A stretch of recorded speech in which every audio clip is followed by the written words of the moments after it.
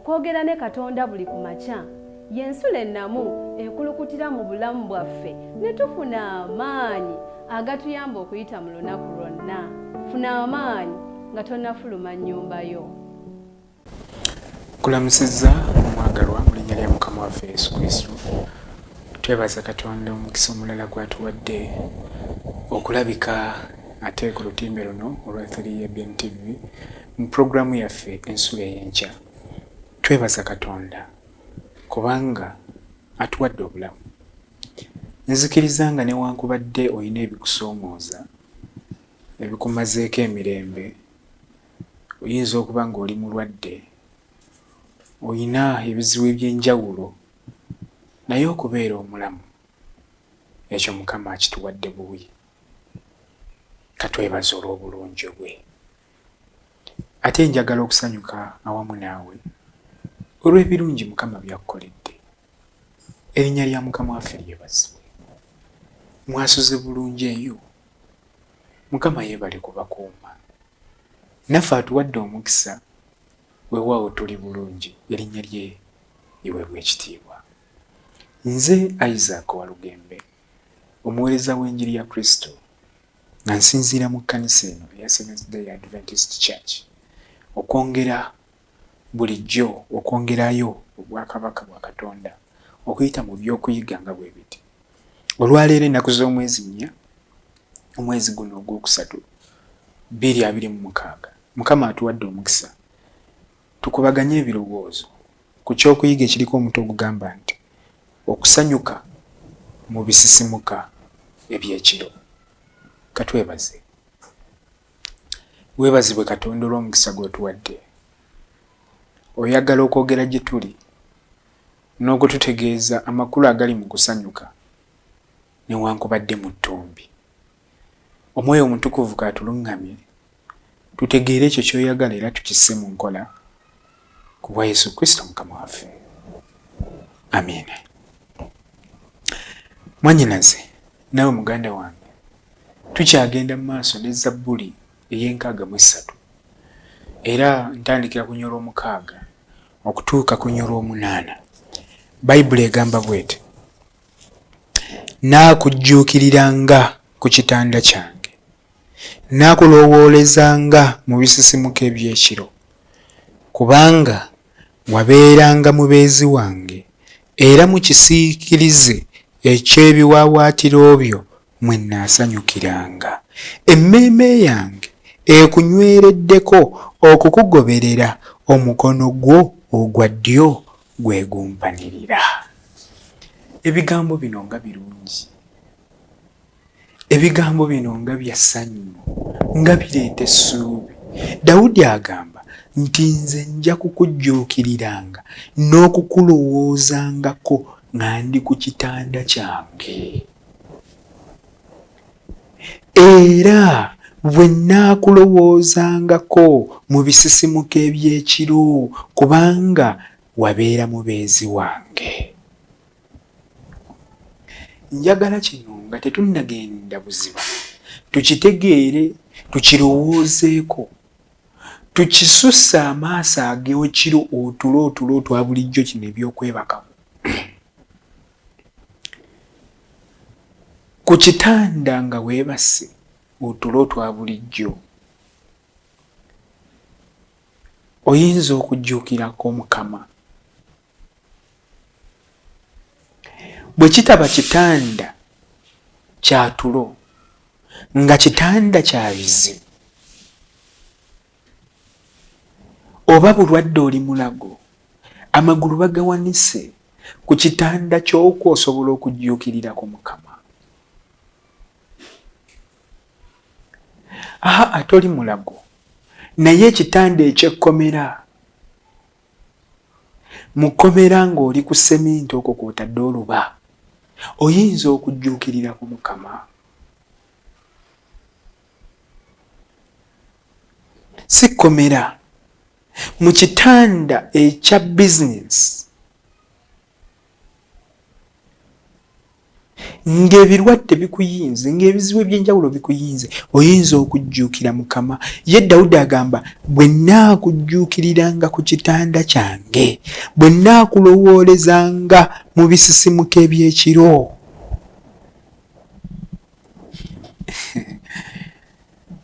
Kale twogere ku bintu ebiri physical ebya bulijjo bw'oba weebase.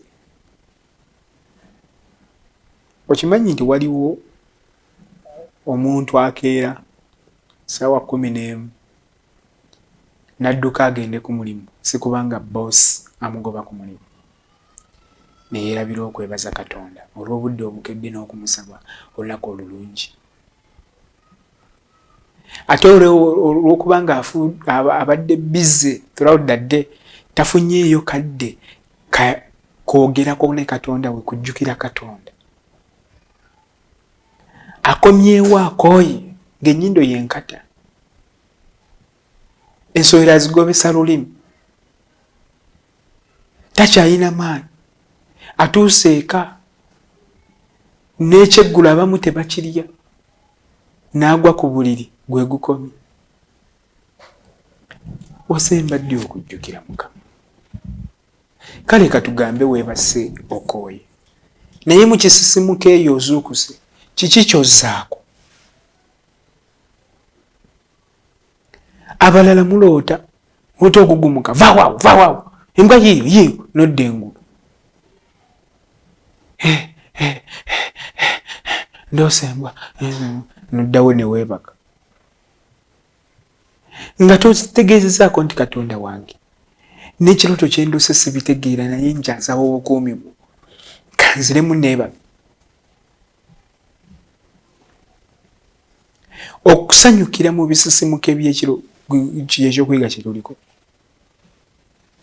Dawudi ye agamba, kubanga wabeera mubeezi wange, lwaki nina okukujjuukirira mu kiro? Kubanga obadde mubeezi wange ebbanga lyonna. Lwaki nina okujjuukirira ku kitanda kyange? Lwaki nina okukulowoolezangako mu budde obw'ekiro mu bisisimuka? Kubanga obaddenga mubeezi wange. Era mu kisiikirize ky'ebiwawaatiro byo nze mwensanyukira. Kankutegeeze, Katonda tumulabe ng'ow'omukwano.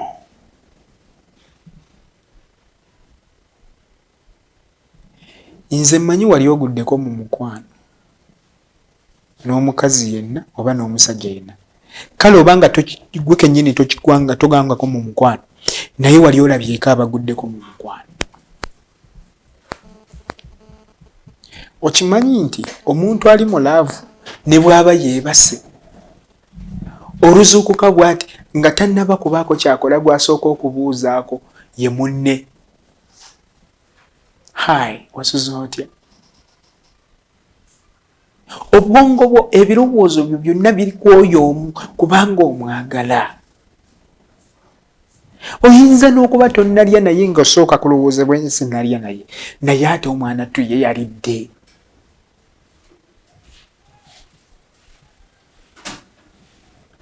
Kituufu sinaba kulya naye ate omwana tuye oyo ye yalidde. N'obitunuulira mu ngeri ez'enjawulo. Okumanya omuntu ali mu mukwano akusobera, agenda selfless n'alowooleza munne n'okusinga ye kennyini okwerowoozaako.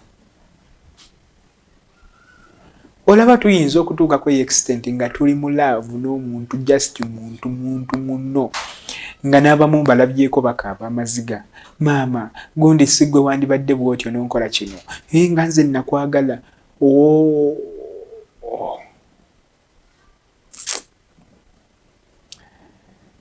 Abamu bambi mwali temuggwangako mu mukwano, ne mulyoka muleeta amaalo.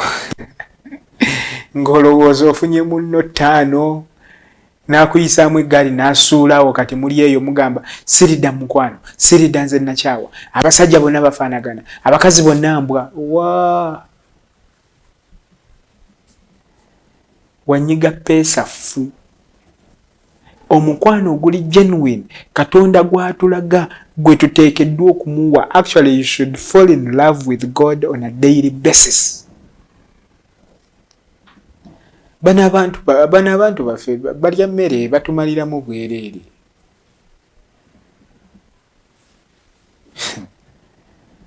Nze nno omukwano ogwange nsobola ogusha yalingako ne mukyala wange kubanga ati ye yakkiriza nanyanjula ewaabwe era ewaabwe bammanyi.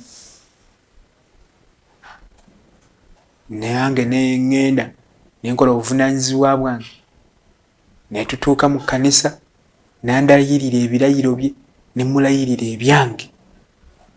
Oyo waakiri nnyinza okumuwa omukwano oguli genuine. Naye ggwe mwesanze wali mu katanga mbu olw'okuba yawalabye akutte iPhone mbu yakumwenyezaamu kasimayiro n'olaba nga kalungi kankobye munnange ayina figa ani akumanyi. Kyova olaba omukwano ogw'obwesigwa gye tukomye okuguteeka mu bantu bannaffe gye tukomye okukaaba amaziga. Naye obanga osobola okusisimuka ekiro n'okubira nabweteme gw'otannaba kwanjula nga neewaabwe tomanyiiyo n'ozuukuka mu kiro mu ttumbi abamu musula muloggootana n'ologgootana Ivan Isaac ondogootanira bwereere. Nze n'ekyandeese gy'oli omusamize yaŋŋambye genda ofune akawala akakala ya chocolate ogenda okakuule nkaagalako nviiri kati ezo enviiri bw'ozisalako ekibajjo ojje ofune obugagga. Nze gw'oli mu kulogootana nzuukuka Isaac wange kumbe nazze ekkubega nkuggyeko enviiri nfune obugagga. Gw'oli mu kutijja nange. Naye ne weerabira nti waliwo Katonda ow'omukwano atayiwa ng'olina okuzuukuka mu birowoozo byo ebigambo byo buli kikolwa kyo ne mu kiro mu ttumbi ne mu bisisimuka ng'oyogera erinnya lyoyo kubanga ye w'omukwano atajja kukuyiwa. Ffe abalala tuli ku byaffe, tuli ku byappa. Ate okumanya omulaba atukoze bubi tetujjukira nakujjukira, ne bwe batutomeza tetuyiga. Naye nga gundi yakumenya omutima just alabika yali tagenderedde. Mwateyo bulijjo si mbeera ze si bwakola kirabika.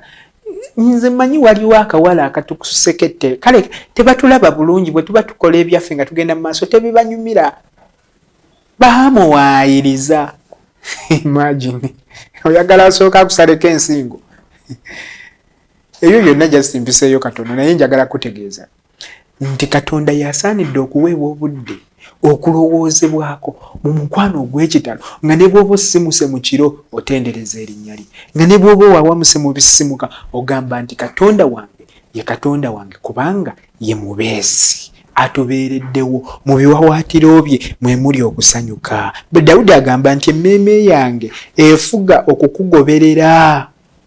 Omukono gwo ogwa ddyo gwe gumpanirira. Obw'omukwano ono yatuwanirira. Emmeeme zaffe zandibadde zigoberera Katonda mu bwesigwa. Naye bannange abamu mwafuuka bakomando. Mitima gyakaluba ffe twanyiiga dda. Twakowa. Myaka 23 olina kyeyombekedde. Myaka 24 warwana ddentalo wako oli komando. Nze sente wakyali amenya mutima twakaluba dda bagiyuzayuza buwewere. Bambi ogira weekonsolinga.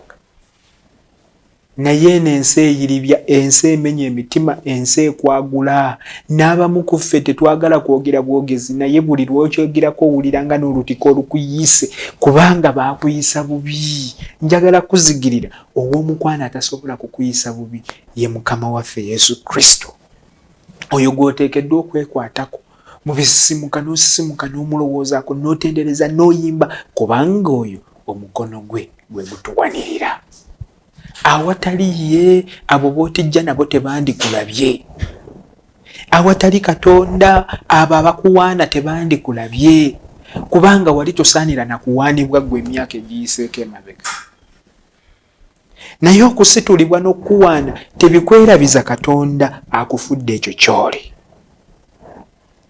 Ffenna tutera obuteebaka bulungi kiro ne tusula nga tutunula olw'embeera n'ebizibu ze tuyitamu nga tweraliikirira, naye ddi lwe twali tusuze nga tutunula ekiro nga tujjukira bulungi bwa Mukama. Ng'oggyeko looni nkulu nnyabo gwantunuulira naawe ssebo, ng'oggyeko looni n'amabanja manya ne school fees ne biki, ddi lwe wali osuzeeko ng'otunula bwakufumiitiriza ku bulungi bwa Katonda? Ddi lwe wali ogambye nti nzukuse Mukama kantendereze, n'otendereza oluyimba ne luggwako n'okwata olulala olw'obulungi bwa Katonda? Okimanyi ffe abamu tutunula lwa bizibu, abalala tutunula lwakubanga tulina kye tubala twagala kuggusa ddiiru. Akawala kaŋŋambye kagenda kujja ewange essaawa 6 ogw'ekiro, kati kakyalina bwe kabala katolokeyo eri nga tewali akalabye. N'osula ng'otunula olinda akawala kakuleetera ebirwadde kakuleetere ebizibu, oli awo otunuulira bizibu by'olinda bijje. Sitaani atukozeeko effujjo. Okimanyi ffe kennyini ffe tuinvestinga mu bizibu, ffe kennyini ffe tuteekamu ssente. Imagine n'oteekamu ssente, ekiwuka kya siriimu n'okiteekamu essente n'okijja Kotido, kijje nga kiyiriba kijja kibuukira mu bbaasi paka wano ebwayiise wansi mu kazigoko.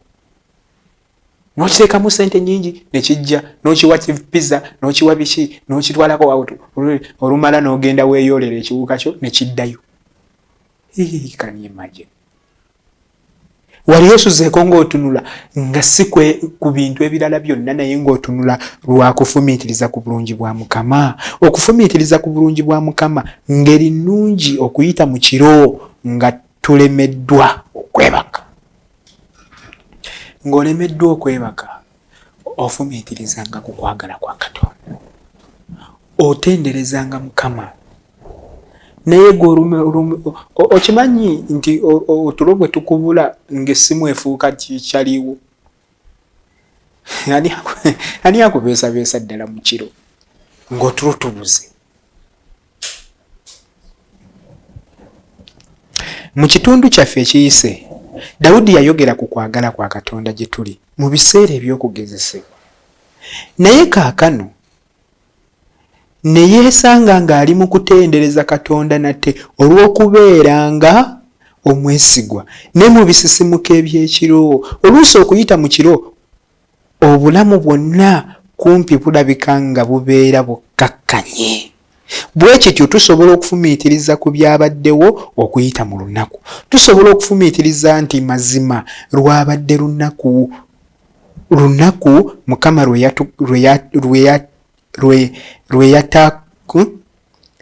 lwataakoze nga tusaanidde, lwe yatukoze nga tusaanidde okusanyuka n'okujaguza. Obukkakkafu buno obutakoma obwa Mukama waffe bukuuma ebirowoozo byaffe nga bitereevu mu biseera ebizibu. Bw'ofumiitiriza n'osiriikirira mu kiro, ebyuma tebikyaleekaana, abantu bonna beebase. Kale n'abafuluuta mwebali naye tebafuluuta nnyo kukujja ku mulamwa. N'osiriikirira, n'obalamu olunaku nga bwe lutambudde, n'olaba emikisa Mukama gy'akuwadde, n'olaba obubenje mwakuyisizza, n'olaba embeera zonna, n'olaba olunaku engeri gye luwunziseemu, ne weebaza Mukama. Ekyo kituzimba bulijjo, kitusembeza kumpi ne Katonda, neefuuka empisa yaffe, ne tusigala nga tuli beesigwa, ne mu biseera eby'okusoomozebwa ne tusigala nga tuyita erinnya lya Mukama. Kiki ky'olowoozaako ng'ozuukuse? Kiki ky'olowoozaako nga weebase? Ddala Mukama alina ekifo mu bulamu bwo oba ajja mu biseera bya nnaku? Ye bw'osanyuka kiki ky'olowoozaako? Okusaba kuli nti Mukama omwagalwa, nsaba okunnyambanga ne mu budde obw'ekiro nga bukkakkamu okufumiitiriza n'okutendereza emikisa egy'obulamu bwange. Nsaba omwoyo wo ankuume nsigale ng'ebirowoozo byange bifumiitiriza ku bulungi bwo n'essanyu ery'obulokozi bwo. Manyi nti emirembe gye nnina si gya mu nsi muno naye giva gy'oli. Mpaayo ebirowoozo byange n'ebikolwa byange gy'oli mu linnya ly'Omukama waffe. Funayo akadde ofumiitirize ku bulungi bwa Mukama.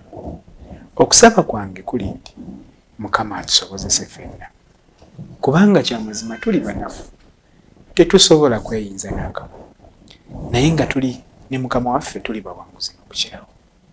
Lowooza ku bigambo ebyo enkya ya leero, manyi nga bijja kukola amakulu mu bulamu bwo. Nkwagaliza olunaku olulungi, Mukama akunkumire era akuwa omukisa. Katwebaze. Tugweyanziza Mukama kubanga ne leero oyogedde gye tuli n'otujjukiza ku kufumiitiriza ku birungi by'otukoledde.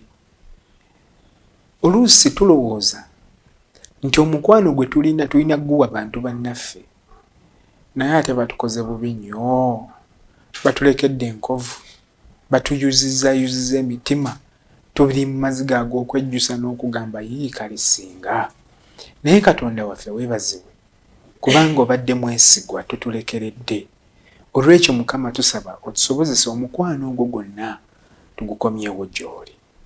Tukwate ku mukono, oba mu ssanyu oba mu nnaku, mu budde obw'ekiro, mu bisisimuka, tusitukenga tutendereze erinnya lyo, olwo naffe tutalaba omukisa okuva gy'oli.